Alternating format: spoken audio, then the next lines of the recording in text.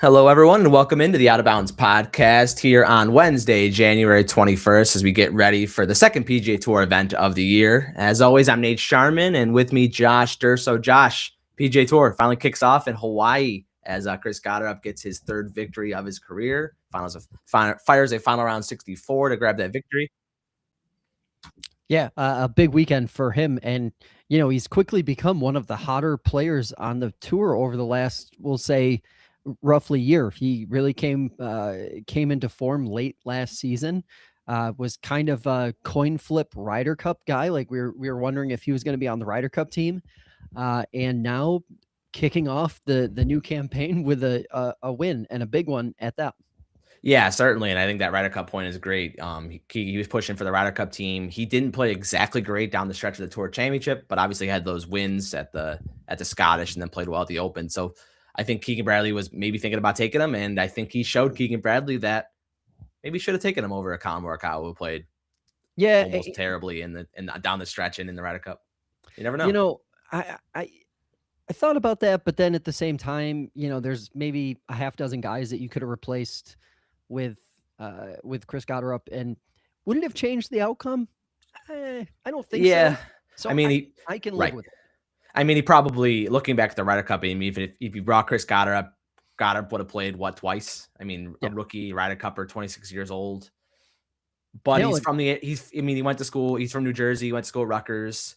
He's got that Northeast flair, so maybe that you call into that a little bit. Cameron Young, we saw him really succeed because it was almost a home game for him. So maybe that happens with Chris Gotterup too.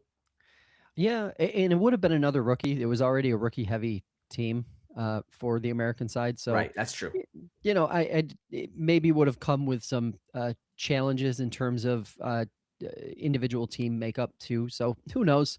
It is an interesting one. That hot start that I mentioned, he's one of very few players in recent memory who's won 3 times before 70 starts. Victor Hovland, Tom Kim are the other two names. So at this point in the golf world, I would say both of those guys are household names. And I think Chris Gotterup is on the way to being there as well. Yeah, so three wins in his first 69 starts. Tiger Woods, do you know how many starts it took him? 8 starts to win 3 times on the PGA Tour. He won his 5th start and then won a couple times after that. Scotty Scheffler took him 71 starts, but then Scotty went on a rapid victory run after that. I think he won his 3rd start and his 75th start or something like that. So he won really quick after that.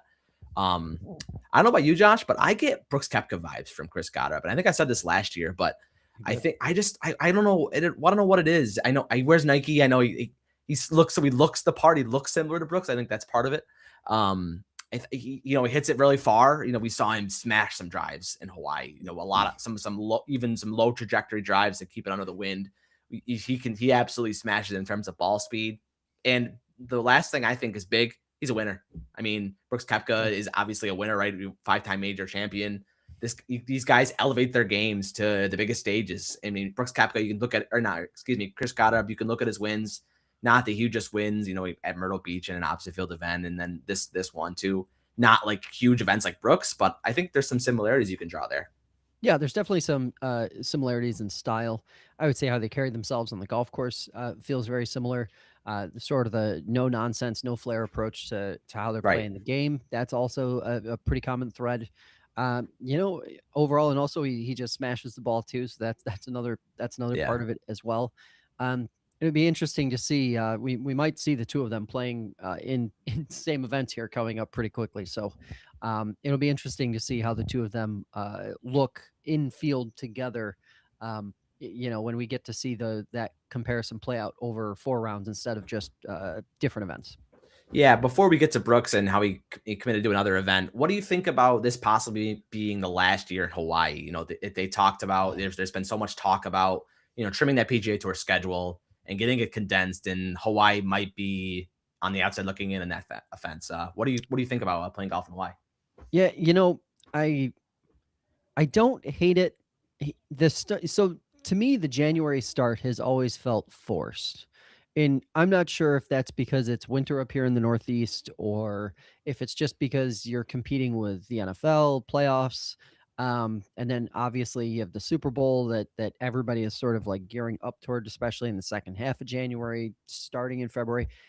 It just makes more logical sense to start in, say, early February, to start the season in early February. Now, I know that means some events are going to be on the outside looking in when the schedule does inevitably change, it seems. But, you know, maybe they find a way to get an early event or some sort of event in Hawaii.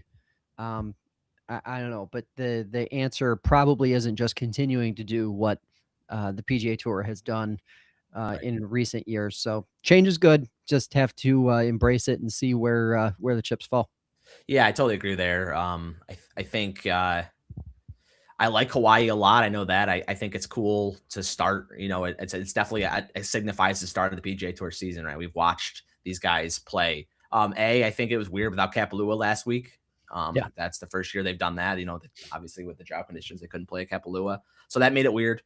But then second, I like Hawaii in the sense where these guys kind of have to battle the conditions a little bit more. You know, especially at Wailea Country Club just outside of Honolulu. They play close to the water, so there's a ton of wind. Yeah. You know, I mentioned Chris Gotterup played a lot of drives low. I think he ran a couple of drives, Josh, through bunkers. That's how low he was hitting it. You know, with these 5, 6, 7 degree launch angles, right? And I think that's kind of cool to see these guys playing a different game. You know, having to battle the wind. But I think I'm in favor of that sort of condensed PGA Tour schedule. Why force events in January, especially when the NFL playoffs are going on, right?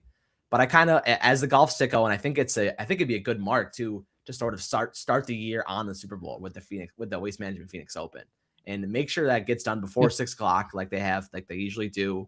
And I think it's a lot of fun because it's something to watch during the day of the Super Bowl.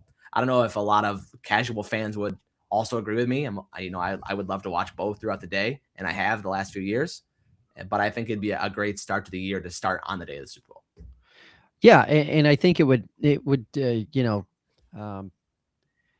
would feel a bit like the way NASCAR runs Daytona in the beginning of the year. I think starting off with a major showcase event. Now, granted, unless there's a change heading into next year, that's not an elevated event, right? That's not a signature event. Correct. Yep. But it is one of the best showcases of exciting PGA Right. Tour golf at a venue that fits the bill early in the season. So to me, the trade-off's good. It's a good place to start. It would be a great viewing experience all the way around, I think. Yeah, the big guns play it, even though it's not elevated, but the big guns will play it. You know, Scotty Scheffler, I believe, is playing. Brooks Koepka is playing. So a lot of the big guys are going to play, and a lot of them are going to talk. Or a lot of them are going to talk about how much they love the event. So I think it's a great spot. Yeah. I get a question for you, Nate. You were not pleased that we weren't seeing golf on TV on Monday. You want more Monday finishes. So, I'm going to throw some days at you. Obviously, we got MLK Junior Day, Memorial Day, Labor Day, potentially, depending on what events are happening around then and what the schedule inevitably looks like. July 4th, when July 4th falls around a Monday and people have Monday off. What's your position on Monday finishes in general?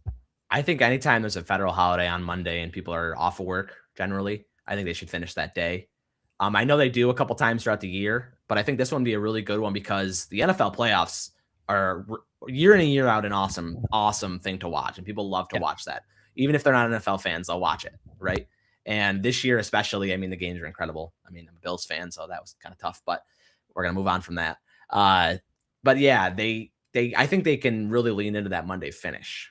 And I think they would get better ratings in that sense, right? I know they're traveling and they got to get to California. I think that's probably the hesitation. They got to go from Hawaii to California, some of these guys, but still, I think it'd be really in their favor to finish on Monday, because I think even I would have watched that. I know you're going to look at the national championship. It usually happens that Monday, right, on MLK Day. That's what's been happening since the college football playoff. They've pushed it a little bit, and I think it's even happening later next year. But that's a whole other story. But I think even though it was in Hawaii and it ended late, I think it was still what it ended before the college football playoff ended. I mean, the college football playoff didn't start till 7:30 was the start time, but it didn't kick off till 8 or closer to 8. So I think it would have been interesting. So yeah, anytime there's a holiday on a Monday, I think they should finish on that day. Yeah, it makes complete sense. And it's just one of the things that golf can help itself to stand out and differentiate from other available sports. So I think that's really where the rubber meets the road. Yeah, that, like, for example, I'm pretty sure Chris Gotterup knocked in that final putt on 18, and 30 seconds later, Caleb Williams threw that miracle touchdown. In that miracle touchdown to force overtime. So I think that's just gonna be like, oh yeah, Chris Gotterup won. That's what people are gonna say the next day. And that's that. Not the fact that he shot 64 and he made a pile of birdies coming down the stretch, right? To win by 2 and win his third event in 70 events that he's played. So it's this PGA Tour has incredible storylines. Why hide them both behind the NFL? But that's every other sport has that problem too. Viral moments, lean into viral moments and opportunities for your product to be showcased properly. Brooks Koepka, we need to talk about him a little bit in terms of where we think he's going to play. Obviously, we've seen the new addition to his schedule. Do you have any other ideas in terms of where he might show up? Yeah, so he committed to play in the Cognizant. So he's going to be playing in the Farmers in a couple weeks now, the Phoenix, the Players, and the Cognizant. So it's really interesting because I think what's really cool about this whole Brooks Koepka saga is how well he's going to play, obviously, but I think where he's going to play is also a fun thing to think about. Part of the whole player returning program and part of his return is he's got to play in 15 events. And like we mentioned last week, he's not in any signature events.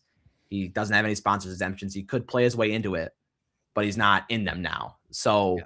15 events. So he's got those 4 events. The 4 majors count. So that's 8 events, right? He's already qualified for all 4 majors based on his past play. It's going to be really interesting to see if he plays well. He's going to get in some SIGs. He's going to get in some signature events. If he plays well, he's also going to get in some playoff events. So it's going to be really interesting to see the rest of his schedule, I think. Yeah, I mean, the flip side of that is if he plays poorly, it could be a little challenging getting to 15 events, but that's neither here nor there. I do have a feeling that he's going to run himself up the top 5 points list pretty quickly for your next 5 in. So I think he'll wind up getting in sooner than later, and we will see him by late spring in elevated events. What's really fun is we're going to see a lot of Brooks Koepka over the next month and a half, right? We're going to see four tournaments of Brooks Koepka, and that's going to be fun. Yeah, definitely. Well, might as well talk about the other LIV news. Yeah. Michael Assasso, Ole Miss player who won the national championship last year, won the individual championship. He's going to LIV. He's going to play on the High Flyers, which is Phil's team.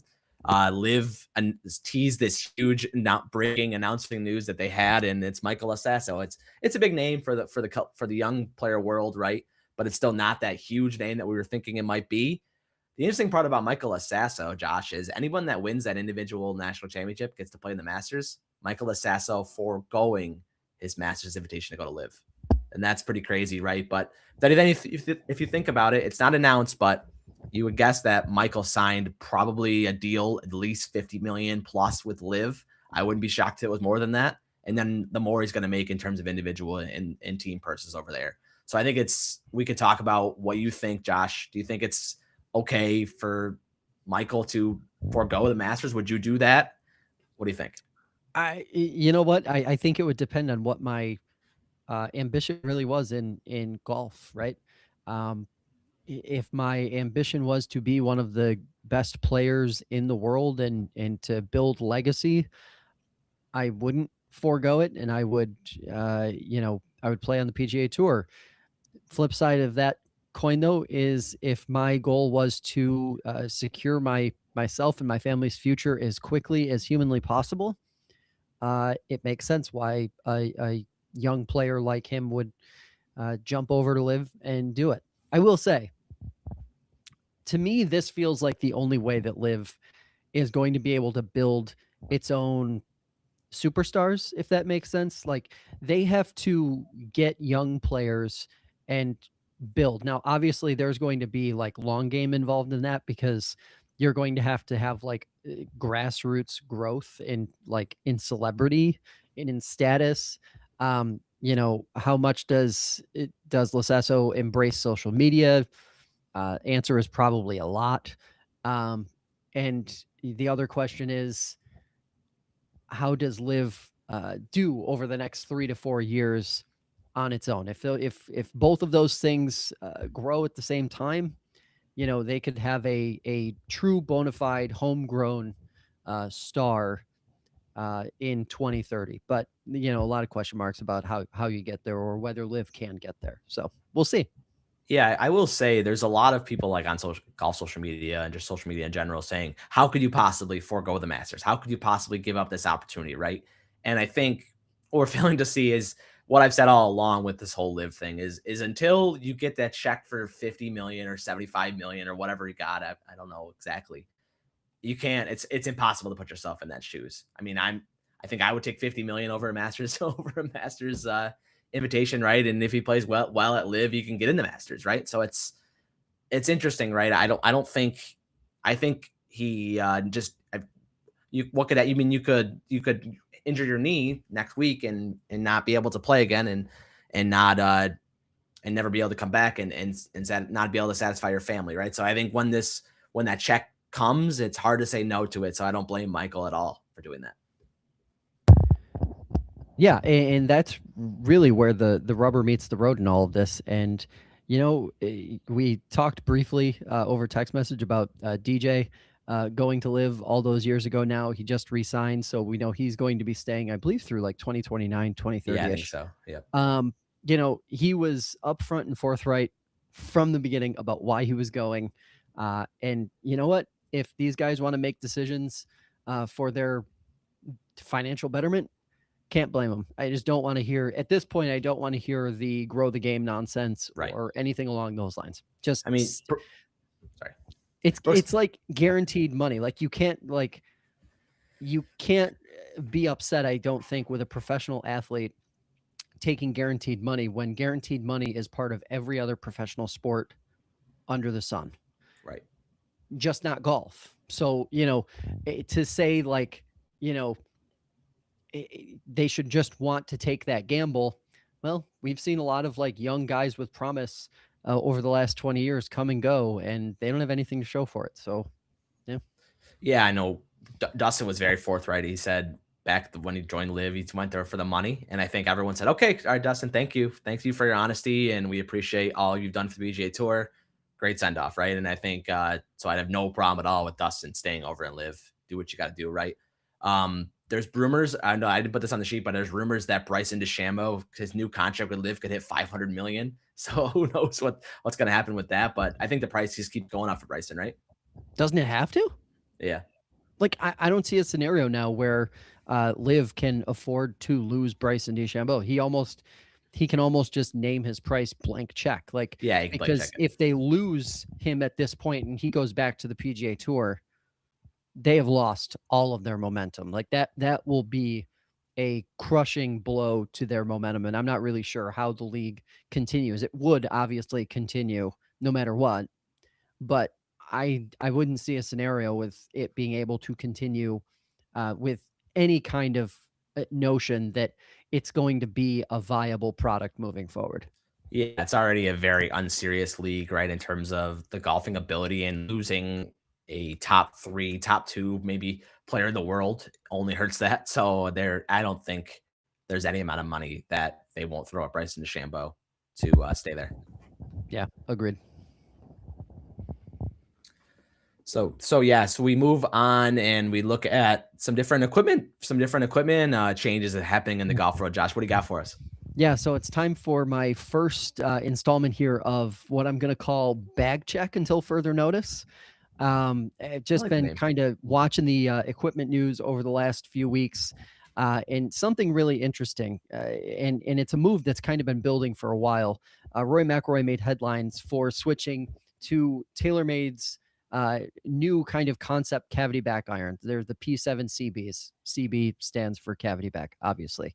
And he made the move from his prototype blades that he moved to TaylorMade with, coming from Nike when Nike stopped doing equipment. It's interesting because I think we're watching the death of blades in real time, because over the last, say, 5, 6, 7 years, the player's distance iron, like think P790s, T200s, JPX 923s, 925s, they've kind of become the go-to for low handicap and good golfers. And now we are seeing not only Rory make the move, but then give his endorsement. I think there were like a half dozen quotes that I saw over the last week of him saying everyone essentially should be playing these. They're easier to hit. They make you better. And if Rory McIlroy, one of the best ball strikers, and let's just say it, the best ball striker of his generation, is saying switch to cavity backs, I think that just does in blades. And I think at that point becomes the people playing blades are just playing blades for tradition. Yeah. Tradition, right? Like, and which is a ridiculous reason to play any equipment, period. But I will say, and the reason why I wanted to talk about this is as the first installment of Bag Check is people should be embracing whatever golf clubs make them better. Stop worrying about how your irons look in your bag or what your buddies that you play with on the weekend think about what clubs you play. It's sort of akin to listening to older players when they move from steel shafts to graphite shafts. Very similar feel, very similar vibe. Play what makes you better and what makes you enjoy playing the game. Don't listen to your buddies. Go get cavity backs, go get game improvement irons, whatever fits you, and rant. That's it. I agree with that totally, Josh. But my main question is, you're a low digit handicapper, you're a 1-digit handicapper, multiple time club champion, and a guy that does play those blade type irons. Are you gonna switch? Are you gonna go run to Dick's Sporting Goods and get some shovels, or what's the plan? I'll keep playing the player distance irons. I've been playing the JPXs I've been playing them since the 921s, and it makes so much more sense. Like, you get the workability of blades in a package that gives you way more forgiveness and maybe a little more distance. I think the distance thing is kind of like marketing. I think when irons are listed as like players distance irons, I think that's kind of just like a marketing buzzword to get people to want to play them because everybody wants like an extra few yards. But they work as well as anything in terms of being able to move the ball left, right, wherever and whatever you want to do with it. But they are just so much more forgiving, and they make playing golf so much more fun if you aren't somebody who's getting paid to play golf. And apparently, even if you are getting paid to play golf, like Rory McIlroy, you still want to play these irons. So it makes complete sense. I will never touch another blade. Nate, I think you've known me long enough to know that I had a set of Ben Hogan blades that I played for almost a full season.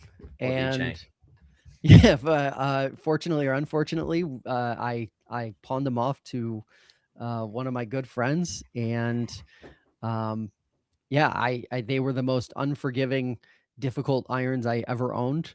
And yeah, I don't know. It's one of those things where I think in a lot of sports, golf included, we want to embrace technology, especially we see it with drivers. Everybody wants to get the driver that's going to help them carry the ball the furthest.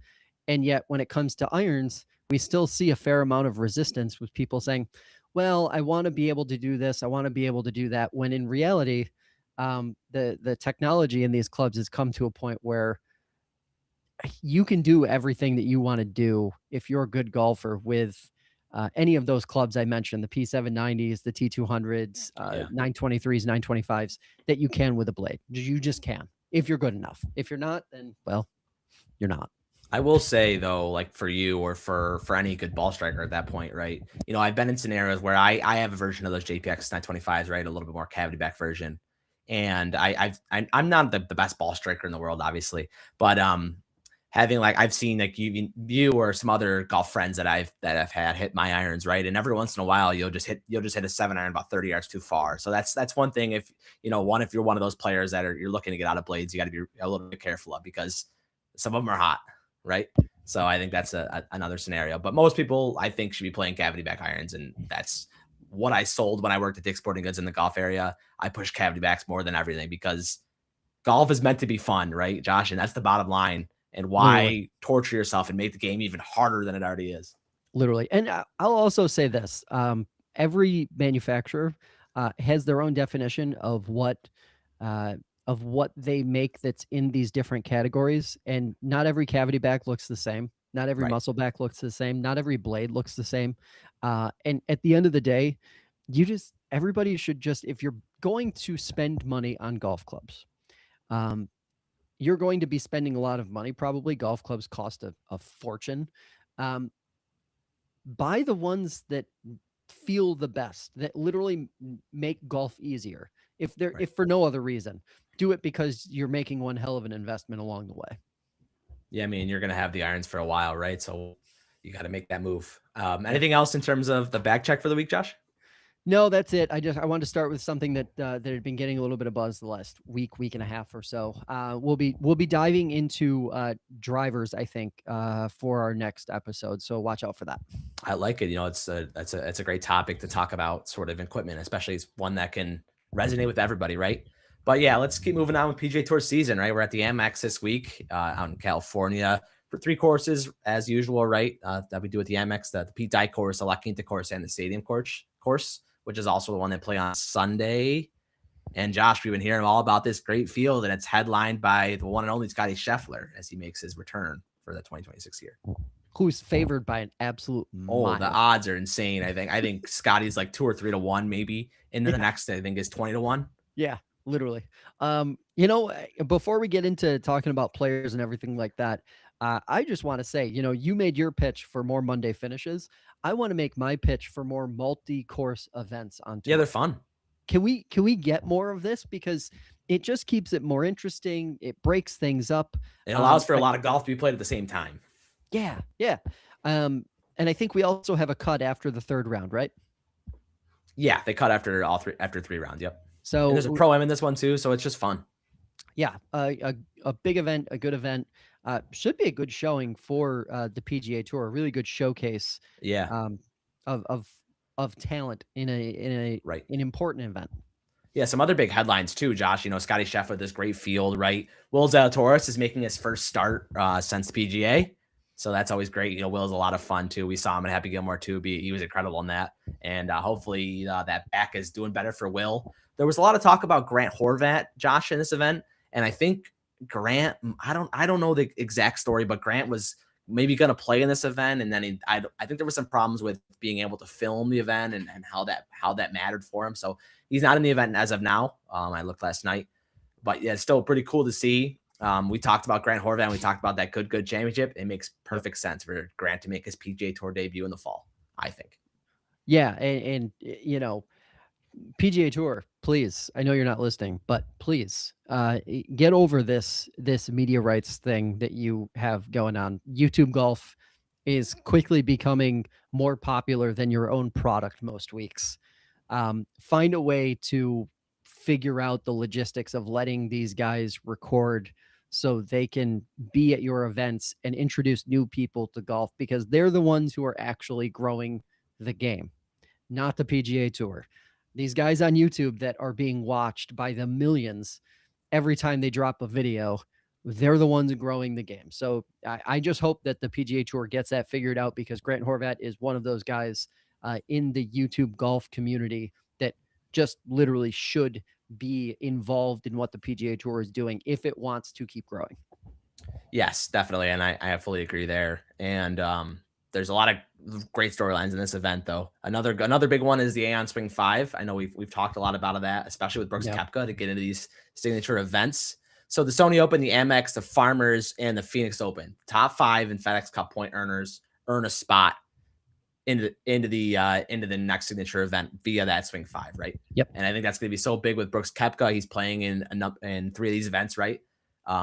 So right now I think Patrick Rogers is top of that list. So I think it's gonna be really interesting to see who can make it into these signature events, right? I know they're non-elevated events to start the year, but still a lot of intrigue, that's for sure.